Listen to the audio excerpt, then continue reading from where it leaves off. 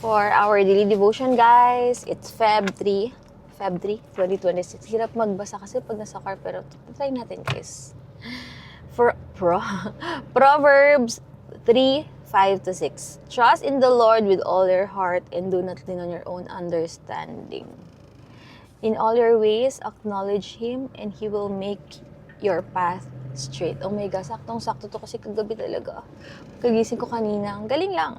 God sees the full picture even when we don't. Life feels uncertain or unclear.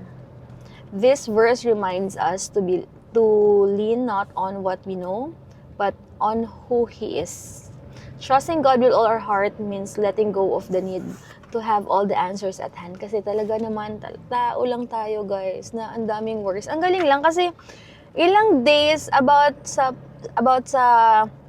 relationship to God, Daddy. About sa wife and husband, ganyan relationship. But talagang God knows talaga yung mga na-feel natin. Kasi naman natin iiwasan talaga na hindi mag-worry and all. Kagabi, ngayon, ganun na. Biglang ganito yung reminder today, Lord, thank you so much. I mean, feel mo talagang gina-guide ka niya. So, yun nga, minsan talaga kasi tao lang tayo, guys, human nature na rin na nafe-feel natin to na nag-worry and all, nagdidepend tayo sa sarili natin na, Lord, paano na to? Madali tayo mag-worry, mataranta sa buhay kasi ang dami nating pinag-iisip. Pero, sabi nga na si God, nakikita niya yung bigger picture, yung future din natin. At hindi tayo kailangan dapat mag-worry kasi yung mga problema na to, yung mga pinagdadaanan natin, part talaga to ng journey natin. Dito talaga tayo kasi para dumepende lang tayo sa Kanya, hindi kung kanino man. Sabi nga sa church, di ba, kapag may problema ka, kay God muna bago sa tao.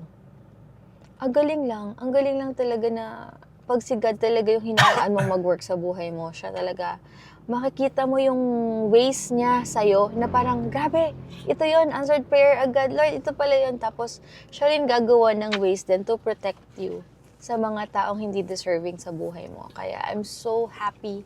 I pray na bigyan pa ako ni Lord na clear mind, health talaga. Kayo rin, pinagpapray ko rin, guys, na God will sustain us din sa lahat ng pinagdadaanan natin. Alam ko, lahat tayo, hindi pwedeng walang pinagdadaanan. Kung nasa season kayo ng breakthrough, i-own nyo yan, guys. I-feel nyo yan, deserve nyo yan. Kung nasa season naman kayo na may pinagdadaanan, it's God's way na i-remind tayo na dapat siya yung in control sa buhay natin, hindi yung problema.